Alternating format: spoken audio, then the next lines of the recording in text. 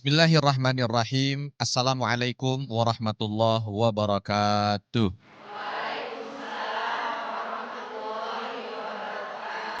Alhamdulillah wassalatu wassalamu ala rasulillah ya maba'at rabbi syrah li sadri wa yassir li amri wahlul uqdatam min lisani yafqahu qawli. Allahumma allimna ma yanfa'una wanfa'na bima 'allamtana.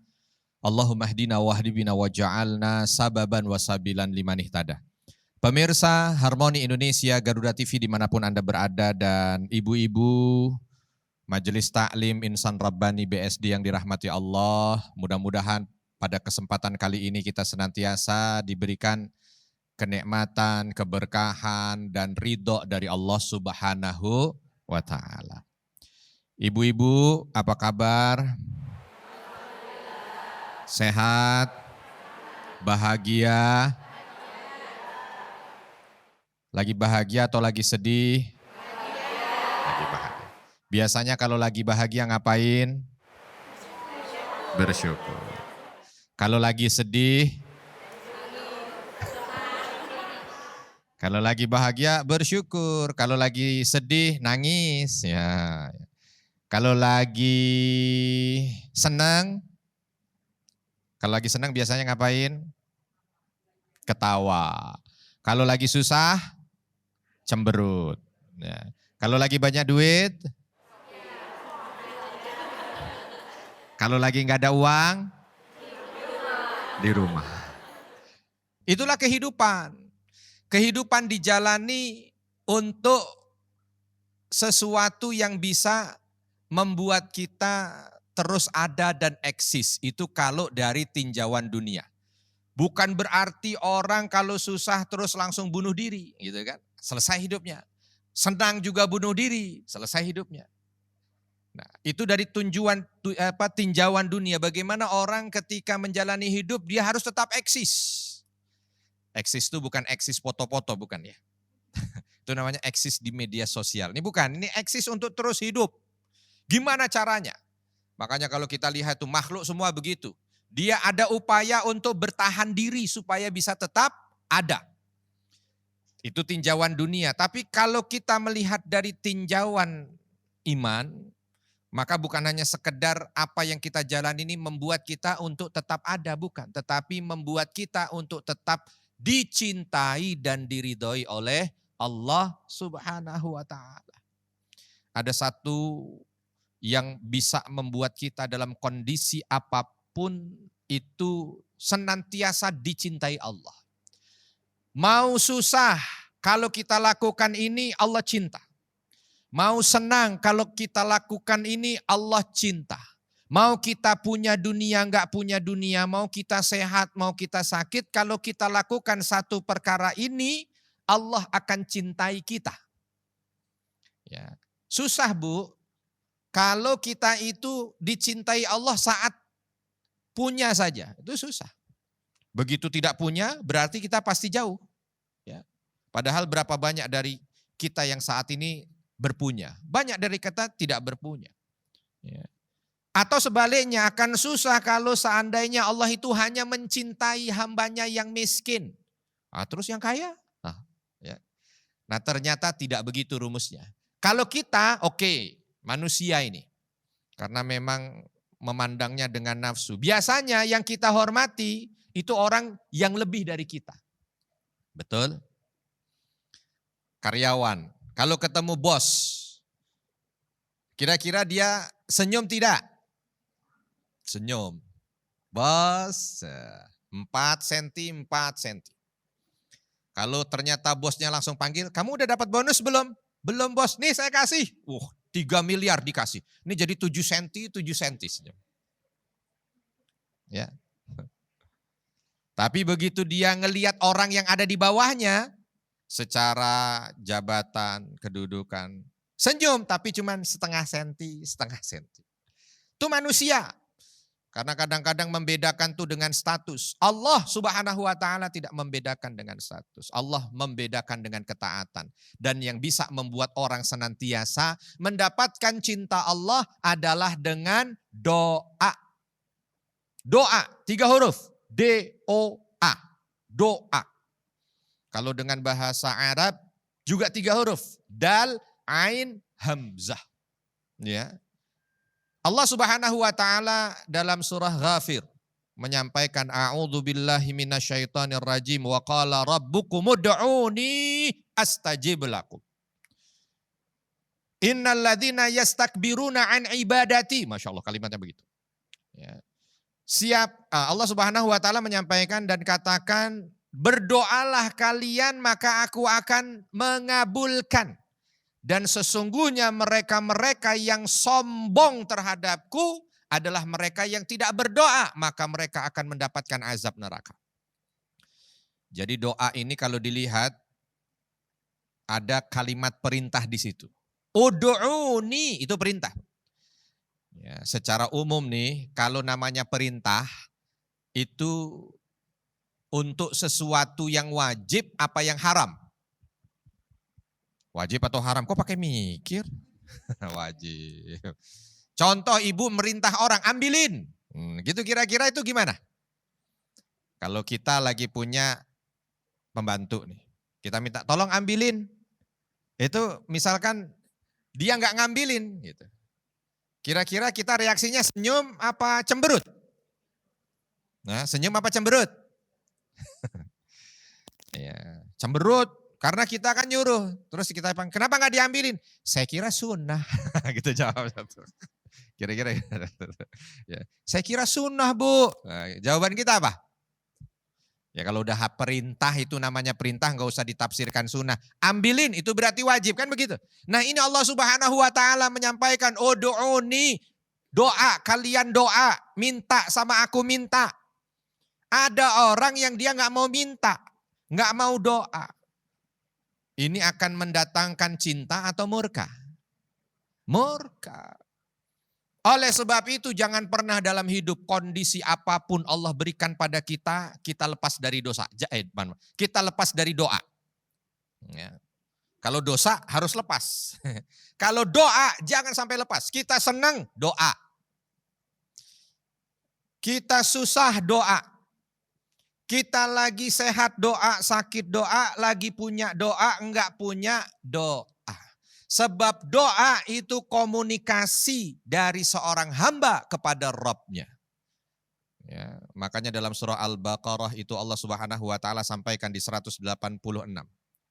Wa idza sa'alaka ibadi anni fa inni qarib ujibu da'watad da'i idza da'an.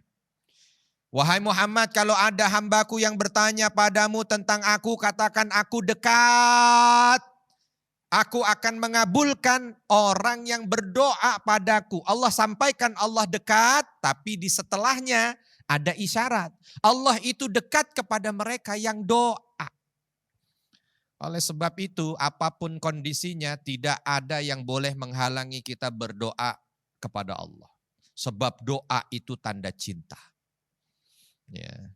Pemirsa Harmoni Indonesia, Garuda TV dimanapun Anda berada dan ibu-ibu majelis taklim, insan Rabbani yang dirahmati Allah. Kenapa doa tanda cinta?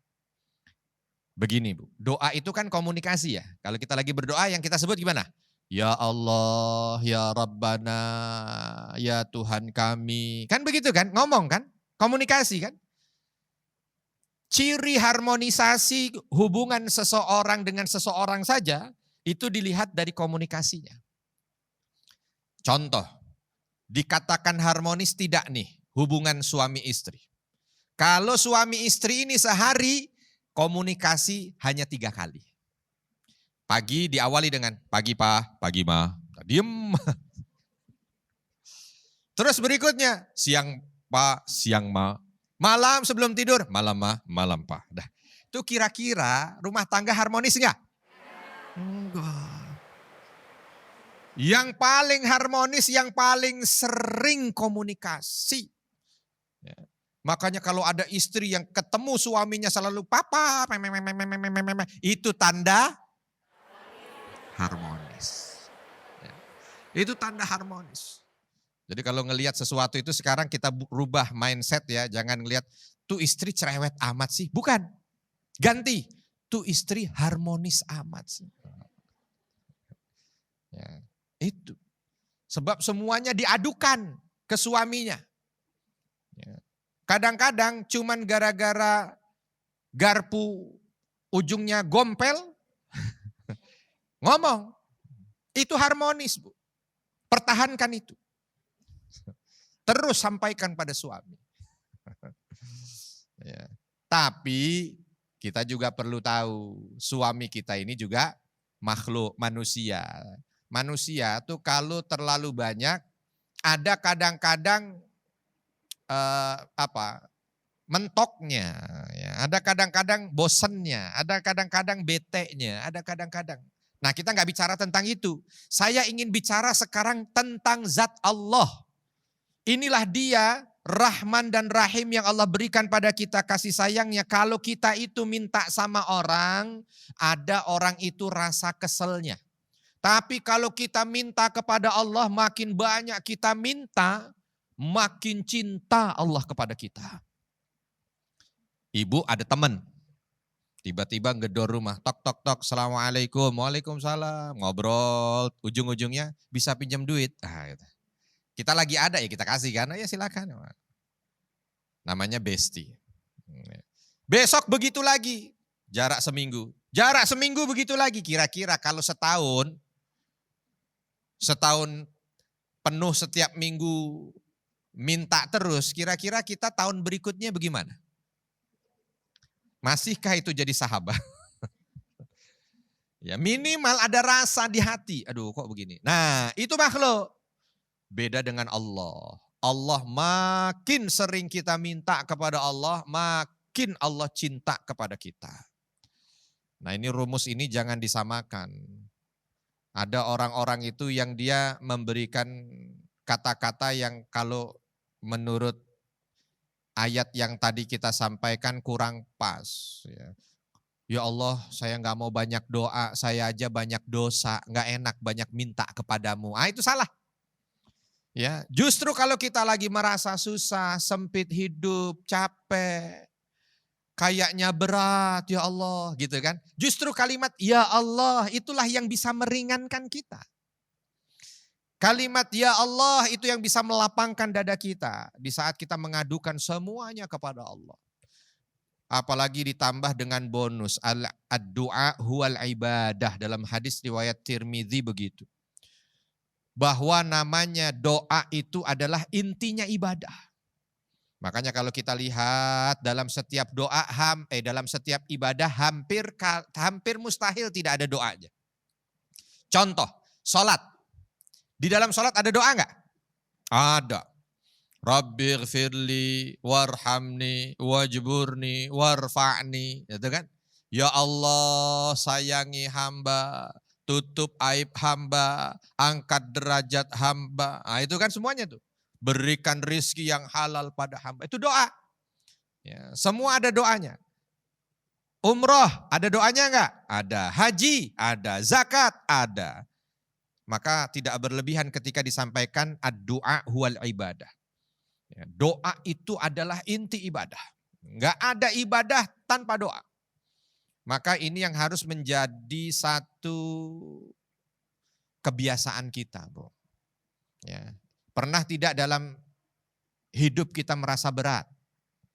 Pernah tidak? Pernah. Merasa susah? Pernah. Ada masalah? Pernah. Ya. Punya hajat, keinginan? Pernah. Kemana kita ngadu? Kemana kita ngadu? Benar. Ke teman ngadu enggak? Ke suami ngadu enggak? Panjangan ngadu ke suami apa ke Allah? Ya enggak apa-apa kita ngadu ke orang boleh juga karena man pengen curhat ya. Tapi jangan sampai ada orang yang ketika dia punya masalah ngadu sama makhluk itu bisa panjang. Ya, tahu enggak? Gini, cerita semuanya diceritain. Tapi begitu ngadu kepada Allah, baru 2 menit udah bingung mau ngomong apa lagi. Ya Allah, ku tahu, kau tahu yang ku mau. Amin, selesai sudah. Ya Allah. Orang model begini nih susah untuk bisa mendapatkan kasih sayang Allah. Sebab komunikasinya dia nggak bagus. La yaruddul qadar illa doa. Itu masih dalam hadis Tirmidzi mengatakan begitu. Tidak ada sesuatu yang bisa menolak takdir kecuali doa. Ya, kan kita bicara tadi senang, susah, bahagia, sedih, ya, gembira, kecewa, apalagi takut, was-was, ya, merasa berat, sempit, itu kan takdir. Dan itu bisa dihilangkan dengan apa? Doa kita, ngadu aja kepada Allah. Dan kalau ngadu kepada Allah nggak perlu tidak perlu ragu. Sampaikan semuanya kepada Allah. Dan Allah akan turunkan rahmatnya kepada kita. Kadang-kadang banyak dari masalah yang kita hadapi ini bukan karena kita tidak bisa menyelesaikan, tapi karena lisan kita ini begitu berat untuk berdoa. Padahal Allah menunggu doa. Ya, ada seorang hamba di malam hari begitu berat masalahnya. Berdoa sampai nangis. Lalu Allah tersenyum. Malaikat bingung, ya Rabb, bagaimana kau lihat hambamu yang dalam kondisi berat sekali. Lalu dia saat ini sedang memohon padamu dengan masalahnya yang begitu berat, tapi engkau tersenyum. Allah sampaikan, aku tersenyum sebab inilah sebab esok hari sudah aku siapkan jalan keluarnya. Nah, ya. Artinya jalan keluar diberikan setelah seorang hamba ini berdoa. Ya. Dan itu yang terjadi di antara para sahabat. Ada sahabat yang seorang sahabat tahu kondisi sahabat yang lain. Dalam kondisi yang begitu susah, begitu berat. Ya, kalau namanya sahabat ketemu sahabatnya yang lagi dalam kondisi musibah, kira-kira dia bentuk empatinya apa? Minimal tanya kan, gimana yang sabar ya? Kan begitu. Contoh kita punya sahabat dia lagi kena musibah. Kan biasanya apa kita? Gimana yang sabar ya? Insya Allah, Allah akan. Gitu-gitu kan. Ini kaget karena melihat sang sahabat ini itu dalam kondisi senyum-senyum. Padahal semua tahu kalau dia dalam kondisi berat. Begitu ditanyakan, bukannya kamu lagi ada begini, begini, dan begini. Kok? Dijawab iya. Tapi kok wajahmu tidak menampakkan hal itu? Apa kata beliau? Bagaimana aku akan terus dalam kondisi susah ketika semuanya sudah aku sampaikan kepada zat yang memiliki alam semesta. Saya saja ketika tidak memiliki sesuatu datang padamu, yang aku yakin engkau memiliki harta untuk bisa memberikan sesuatu padaku. Aku sudah senyum. Bagaimana kalau ini aku berikan kepada zat yang memiliki alam semesta. Walau nanti entah dikabul atau tidak, enggak menjadi hal, enggak dipedulikan. Para sahabat begitu. Makanya Umar bin Khattab radhiyallahu anhu, beliau mengatakan begini, la ahmilu hammal ijabah. Berdoa terus. Umar bin Khattab kalau berdoa Bu, itu sampai di pojokan kadang-kadang suaranya sampai agak tinggi didengar sebelah kanan dan kirinya. Ketika ditanya ngapain kok suaranya sampai tinggi begitu? Macam-macam riwayat, tapi beliau mengatakan inilah kenikmatan yang luar biasa. Emang ada yang dikabulin? Nah ini, la ahmilu hammal ijabah. Buat saya nggak penting dikabulin apa enggak. Dari doa saya. Sebab Allah berikan kesempatan padaku untuk munajat saja. Itu sudah kenikmatan tertinggi yang bisa aku rasakan. Itulah dia puncak cinta. Ya, orang cinta sama orang. Kalau sudah ketemu, misalkan contoh. Masih ingat dulu ibu-ibu sama suami.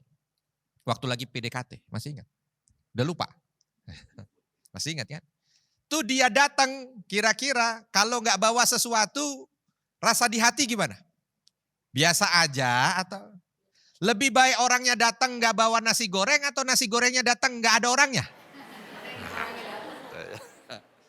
Saya cuma kasih contoh nasi goreng sebab kalau dikasih contoh emas 100 gram beda cerita nanti.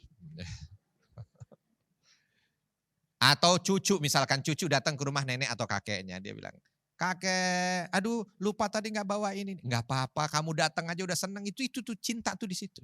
Maka kita juga begitu. Pemirsa Harmoni Indonesia Garuda TV dimanapun Anda berada dan ibu-ibu majelis taklim insan Rabbani yang dirahmati Allah. Kadang-kadang kita yang dilupakan dengan arti cinta. Sehingga kita itu hanya fokus ya karena kita ini makhluk yang terlalu dikelabui oleh materi ya. Sehingga kalau kita berdoa itu orientasi itu hanya sekedar ingin dikabul saja. Terus kalau nggak dikabul putus asa. Padahal kenikmatan tertingginya adalah ketika dia bisa diberikan kesempatan oleh Allah untuk berkomunikasi. Hanya sekedar mengucap kalimat, ya Allah. Oh itu udah nikmat tertinggi Bu. Karena tidak semua orang diberikan kenikmatan itu. Tidak semua orang diberikan kemudahan tergerak hatinya untuk mengucapkan kalimat itu. Maka ketika kita itu diberikan kesempatan untuk bangun di sepertiga malam, lalu kita disempatkan untuk wudhu, disempatkan untuk sholat, disempatkan untuk ngangkat tangan dan munajat kepada Allah, itu nikmat tertinggi. Sebab nikmat tertinggi orang ketika sudah di dalam surga apa? Dia berjumpa dengan Allah. Berjumpa dengan Allah itu kenikmatan tertinggi. Ya, di Al-Quran banyak disebut ya ciri surga. Bertelekan permadani, ya, buah-buahan penuh, air mengalir, apa segala macam. Ya ada sifat itu. Tetapi Nabi mengatakan nikmat tertinggi seseorang ketika masuk ke dalam surga adalah berjumpa dengan Allah. Kalau itu nikmat tertinggi ternyata di kehidupan kita di dunia itu diberikan pada kita. Berjumpa dengan Allah. Melalui apa? Melalui doa. Ya, melalui doa. Ada seorang yang angkat tangannya. Ya Allah. Ya, sudah banyak nomor telepon yang aku hubungi untuk aku sampaikan ini. Tetapi tidak ada dari satu nomor telepon itu pun yang memberikan solusi terbaik yang menentramkan hati. Dan aku lihat masih ada satu nomor yang belum aku hubungi. Dan itu adalah nomormu. Oh, itulah. Nanti akan ada jawaban dari atas. Ya, dan nomor itu yang paling jarang kau hubungi. Ya, di sini saatnya hubungi. Itu yang penting buat kita. Ya, jadi kadang-kadang kita itu banyak menghubungi makhluk. Banyak menghubungi makhluk untuk segala apa yang kita miliki, tapi kita jarang menghubungi Allah. Nabi SAW ya Allah itu ya. Hanya sekedar jalan naik, nanjak nih jalan nanjak ada doanya. Dihubungi Allah, disampaikan ya Rabb. Jalan menurun yang dihubungi Allah, ya Rabb. Panas Allah, hujan Allah. Manusia akhir zaman. Panas, ngeluh. Hujan, ngeluh. Lampu merah, ngeluh. Ijo, ngeluh. Macet, ngeluh. Kosong, ngeluh. Kalau macet, macet banget sih. Aduh, begitu kosong. Aduh, tahu kosong begini tadi nggak buru-buru. Jadi semuanya ngeluh.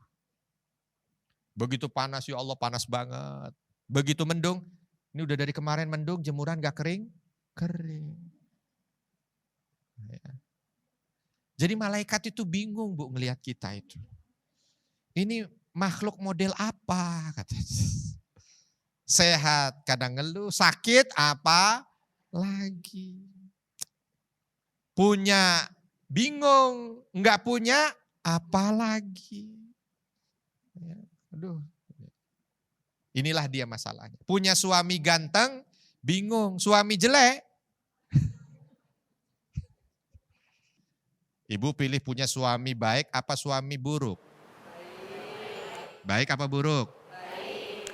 Kalau suami baik ya Allah ganteng, perhatian. Kalau ada apa-apa selalu ada di kanan kiri kita, ya, menjadi pelayan terbaik untuk kita. Kalau wajahnya senantiasa mendamaikan dan menenteramkan hati kita. Suami begini ketika meninggal dunia ucapan kita apa? Innalillahi wa inna ilaihi raji'un. Sedih gitu. Tapi kalau ada orang punya suami galak, jahat, KDRT, enggak tanggung jawab, gak pernah ngasih uang, anak dipukulin, kalau meninggal,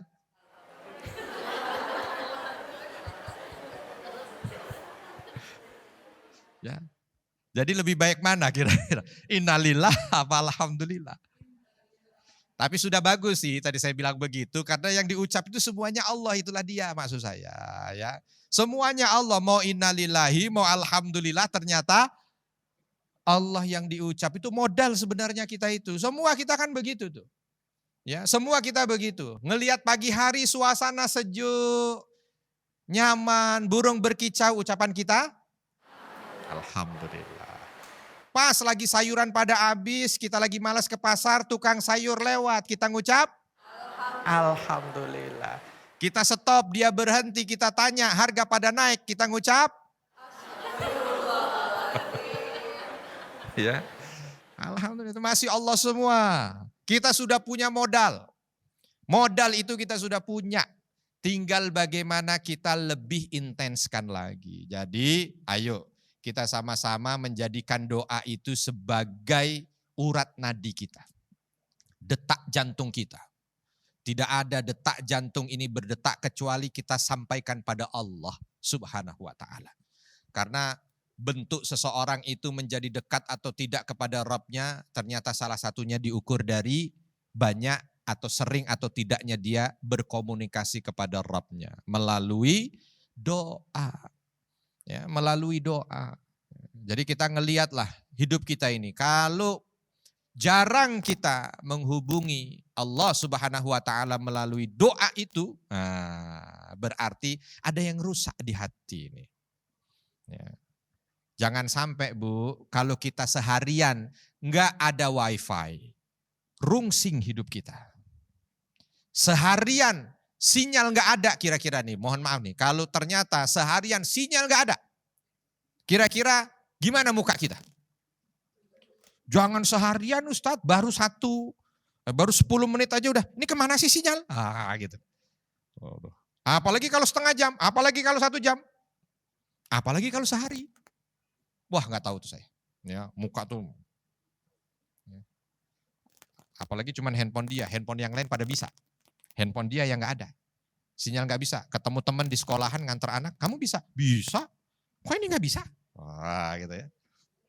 Nah itu kan, langsung kan? Langsung apa? Isi pulsa.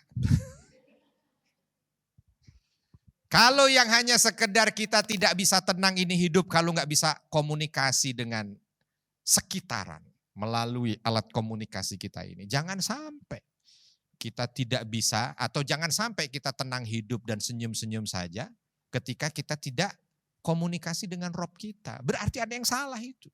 Ada yang salah. Makanya saya yakin kalau yang ada di sini, ibu-ibu di sini, kalau bangun tidur pertama kali yang dipegang adalah tasbih. Lalu berdoa, alhamdulillahilladzi ahyana ba'dama amatana wa ilaihin nusyur. Itu dulu. Ini enggak bangun handphone. Doa belum. Alhamdulillah malaikat enggak bisa nyolek. Kalau bisa nyolek dicolek terus. Doa Bu, doa. Jangan ngajarin anak. Doa bangun tidur. Oh, anaknya diajarin. Mamanya bangun tidur pegang handphone. Ya, itu dulu komunikasi. Sebelum makan, itu makanan jangan dipoto-foto. Ini ada orang makanan dipoto-foto. Alhamdulillah wassalatu wassalamu ala rasulillah ya maba'at. Pemirsa Harmoni Indonesia, Garuda TV dimanapun Anda berada dan ibu-ibu Majelis Taklim Insan Rabbani yang dirahmati Allah. Tiba kita pada sesi tanya jawab. Mudah-mudahan sekali lagi dengan pertanyaan dan jawaban pada sesi ini bisa menambah pengetahuan dan keimanan kita kepada Allah Subhanahu wa taala dan membuat kita makin cinta kepada Allah Subhanahu wa taala. Baik, silakan. Ada yang ingin bertanya? Ya, silakan dari pojok dulu ya, silakan. Bismillahirrahmanirrahim. Assalamualaikum warahmatullahi wabarakatuh. Waalaikumsalam warahmatullahi wabarakatuh. Perkenalkan, saya Bunda Dwi Fajarina dari SMP Insan Rabbani BSD. Afwan, izin bertanya Ustadz. Ya, silakan Ibu. Kita sebagai umat muslim tentunya percaya kepada rukun iman, yaitu salah satunya adalah percaya kepada iman qada dan qadar. Yaitu di mana mengimani bahwa semua kehendak yang terjadi baik buruk itu merupakan kehendak dan ketetapan dari Allah Subhanahu wa taala. Yang saya tanyakan adalah mengapa manusia tetap harus berdoa sedangkan Allah Subhanahu wa taala sudah menetapkan takdir untuk setiap umatnya. Dan Baik. bagaimana caranya supaya kita tergolong orang-orang yang akan tidak tertolak doanya oleh Allah Subhanahu wa taala. Baik. Baik, itu saja Ustadz. Jazakallah khairan katsiran. Wassalamualaikum warahmatullahi wabarakatuh. Waalaikumsalam warahmatullahi wabarakatuh. Kalau takdir sudah ditetapkan, kenapa emang kita harus berdoa? Begitu pertanyaannya ya. Doa memang takdir sudah ditetapkan. Ya. Apa yang terjadi pada kita Allah Subhanahu wa taala sudah tetapkan. Walaupun kalau kita bicara takdir, ada takdir yang mubram, ada takdir yang mu'allak. Kalau yang mubram tuh nggak bisa diganggu gugat ya. Kalau yang mu'allak itu sebab akibat. Kita ada takdir kenyang, kalau ada kaloknya kita makan. Ya. Ada takdir kenyang kalau kita makan. Ada takdir pinter kalau kita belajar. Ya, kalau umpama dia nggak makan, ntar kalau takdirnya kenyang, nggak bisa itu.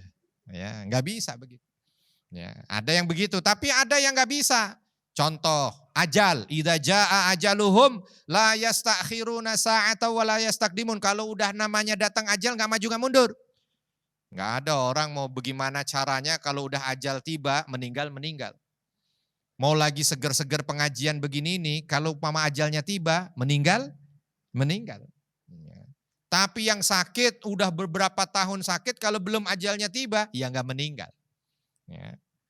Nah, kita apa fungsinya doa? Fungsinya doa bukan hanya sekedar untuk merubah takdir, enggak. Fungsinya doa kalau kita lihat tadi adalah mengundang ridho dan cinta Allah dulu. Nih perkara nanti ternyata apa yang kita minta tidak dikabulkan. Buat orang beriman enggak penting. Buat orang beriman yang penting sudah diberikan kesempatan untuk ngobrol dengan Allah. Untuk komunikasi dengan Allah.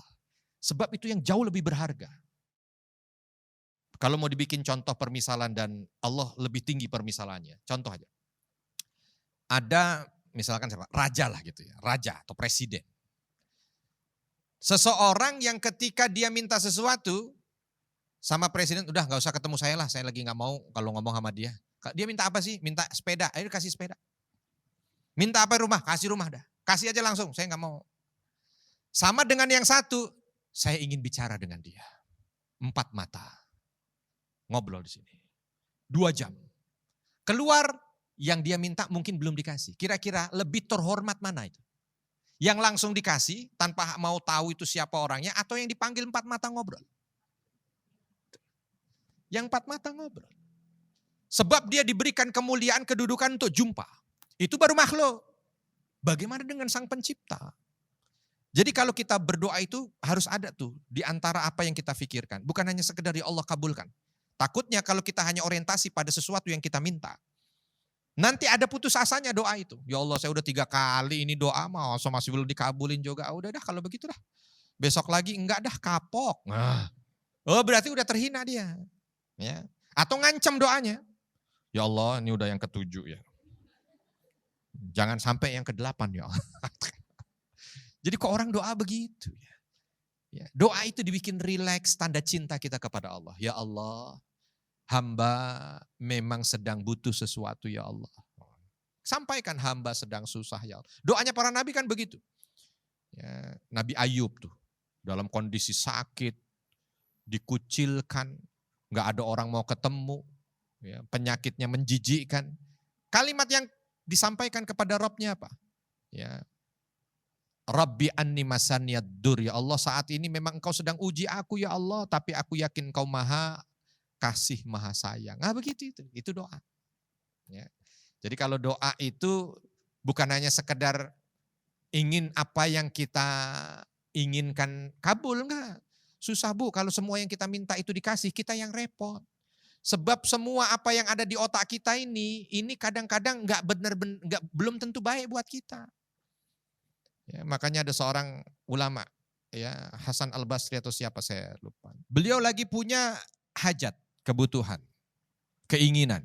Disampaikan kepada muridnya untuk membantu mendoakan. Lalu muridnya mendoakan.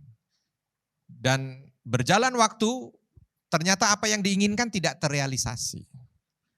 Muridnya sudah pasang mode sedih. Waduh ini gak enak nih sama. Tapi begitu ngelihat gurunya kaget luar biasa sebab gurunya itu senyum bahagia. Kan muridnya colek-colek. Lah, kok malah bahagia? Apa kita yang salah? Apa yang apa? Selesai pengajian bahasa. Tanya kepada guru, mohon maaf kemarin kan minta didoakan begini-begini dan kami tahu itu kan tidak terrealisasi. Tapi yang bikin kami bingung kok malah kayaknya bahagia banget. Kata sang imam, beliau mengatakan, bagaimana saya tidak bahagia? Kalau kemarin itu permintaan saya, keinginan saya, dan ternyata tidak dikabulkan. Sekarang yang saya jalani keinginan Allah dan rencana Allah. Dan saya yakin rencana Allah jauh lebih baik dibanding apa yang saya rencanakan. Tapi kadang-kadang kita tidak begitu. Kita merasanya nggak bisa ya Allah rencana saya. Oh gitu kan bahasanya kita begitu kan. Orang yang nggak mau dengan takdir Allah itu kan begitu. Ya Allah rencana saya, kata Allah rencanaku. Enggak saya, kan begitu. Kan agak lucu. Dia tidak terima dengan rencana Allah, tidak mau dengan rencana Allah, tapi dia yakin betul kalau rencananya dia itu yang terbaik. Hancur dunia kalau semua diserahkan oleh Allah kepada otak-otak kita ini. Pada keinginan-keinginan kita ini, udah habis itu. Ya, sudah habis. Contoh aja lah, gak usah jauh-jauh. Kalau keinginan itu diserahkan pada kita. Kira-kira bingung tuh keluarga. Bingung keluarga. Ya. Misalkan contoh, kalau diserahkan ke keinginan kita dan pasti terkabul, Bu. Bulan ini mau jalan-jalan kemana? Mau kemana bulan-bulan? Bulan ini mau kemana? Umroh bulan depan. Haji? Belum, mau sudah haji. Nanti bulan haji baru. Umroh bulan depan, Eropa. Bulan depan, Australia. Bulan depan, Afrika. Bulan depan, terus pertanyaannya, kapan kerjanya? Gitu. Ya. Oh nggak usah kerja Ustadz, oke dikasih. Terus uang masuk sendiri. Dari mana? Ya dari usaha yang harus ada saya dan suami. Apa dia? Kontrakan. Nah kontrakan gak ada yang ngontrak, orang dia juga punya pikiran dan terkabulkan.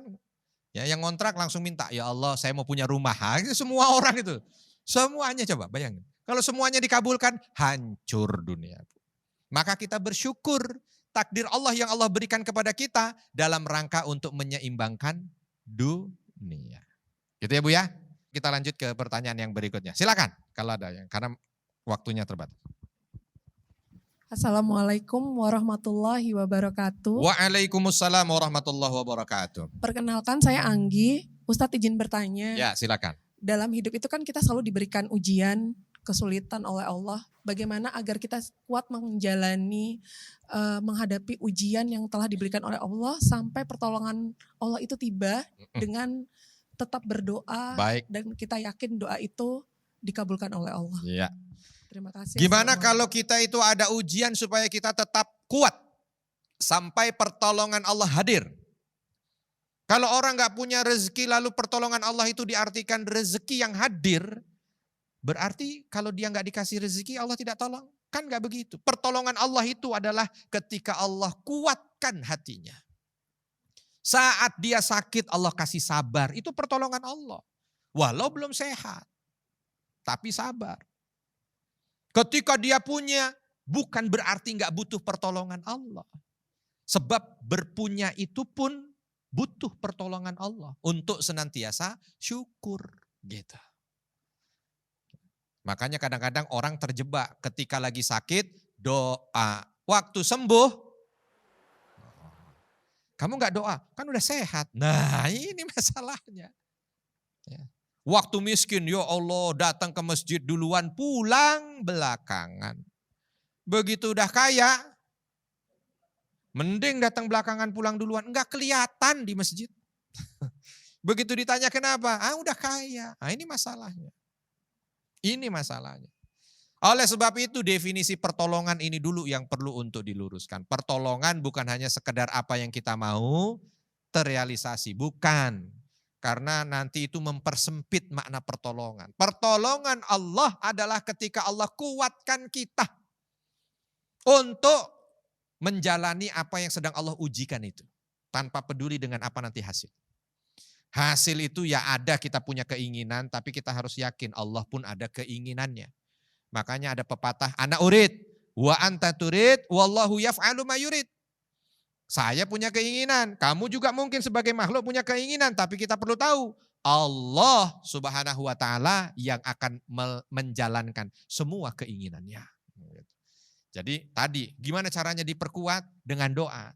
Doa kita bikin yang komunikasi romantis yang baik gitu. Nyebut Rob kita itu dengan getaran hati. Makanya kan wajilat kulubuhum itu ya, bergetar hatinya itu. Ya. Itu ketika nyebut Allah itu ada getaran di hati yang menambah keimanan. Ya Allah, gitu. Saat ini engkau sedang muliakan hamba dengan ujian ini, maka berikan hamba kesabaran. Ya itu dulu. Jangan ya Allah sakit banget ini gigi, kan cuma mau ngaji ya Allah, gimana sih? Enggak cepat-cepat disembuhin. Nah itu yang lain. Redaksinya dirubah. Gitu ya. Baik, terakhir. Siapa yang ingin bertanya? Ya silakan. Assalamualaikum warahmatullahi wabarakatuh. Waalaikumsalam warahmatullahi wabarakatuh. Saya dengan Sari Ustadz, izin bertanya mengenai terkabulnya doa ya. Ya. Bagaimana dengan doa yang tidak langsung dikabulkan? Apakah itu berarti ditolak oleh Allah? Dan untuk anak atau kita sebagai seorang anak, seorang muslim mendoakan orang tua yang kebetulan bukan muslim, bagaimana? Demikian Ustadz, terima Baik. kasih. Yang perlu untuk kita tahu ketika kita itu berdoa, ya, kita harus punya keyakinan bahwa doa kita pasti dikabul. Walaupun memang bentuk pengabulan doa kita juga sudah diajarkan. Ada doa itu yang on the spot, dikabulkan. Bahkan kadang-kadang baru di hati. Hujan-hujan gitu kan, di hati kita terbetik, ya Allah makan bakso begini enak banget. Tok tok tok, Assalamualaikum. Ada Assalamualaikum. Begitu kita buka, mohon maaf Bu Haji, ini ada yang nganter bakso. Hah? Dari siapa? Begitu dilihat, oh teman kita nganter bakso. Alhamdulillah. Itu belum sempat sholat 2 rakaat, belum. Cuman terbetik di hati, hujan-hujan begini enaknya makan bakso. Mungkin begitu. Tapi ada yang kita sudah doa, enggak langsung. Tunggu, jeda. Doanya ini enggak dikabulkan oleh Allah. Mungkin minta rumahnya mungkin enggak dikasih. Tapi dia minta ini untuk menolak bala itu. Mungkin dia tetap ketabrak kereta, tapi keretanya yang mundur. Waktu kereta nabrak dia, keretanya mundur. Gitu. Ini berkah doa misalkan. Kan kita nggak tahu. Itu semua kuasa Allah. Ya. Atau nanti dikabulkannya di akhirat tuh. Enggak dikabulkan di sini. Minta rumah. Enggak dikasih di sini. Minta kendaraan, enggak dikasih di sini. Minta perusahaan, enggak dikasih di sini. Minta jabatan, enggak dikasih di sini. Dikasihnya semua di surga. Begitu di surga, nih kamu jadi RT. Gitu ya. Tuh rumah banyak banget. Punya siapa itu ya Rob? Punyamu. Lah kok bisa? Waktu kamu minta belum dikasih. Tuh mobil banyak banget. Nah udah. Tinggal bingung tuh.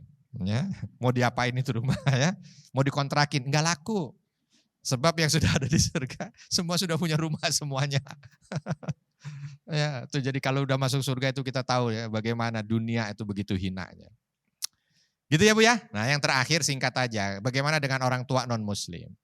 Memang kita ini mendoakan yang akan mencapai frekuensinya adalah keimanan. Tetapi ketika frekuensi ini tidak sama, akan ada penghalang di sana. Walaupun bukan berarti kita tidak mendoakan. Gak apa-apa sudah, doakan saja, silahkan doakan. Ya doakan yang terbaik, entah bentuk kebaikan itu apa yang akan Allah berikan kepada orang tua yang non-muslim, ya kita pasrahkan kepada Allah. Pemilik alam jagat raya ini. Ya. Jadi ya kita doakan saja. Nanti bagaimana kebaikan itu akan diberikan, kita pasrahkan kepada Allah Subhanahu wa ta'ala. Gitu ya Bu ya. Baik, pemirsa Harmoni Indonesia, Garuda TV dimanapun Anda berada dan ibu-ibu, Majelis Taklim Insan Rabbani yang dirahmati Allah.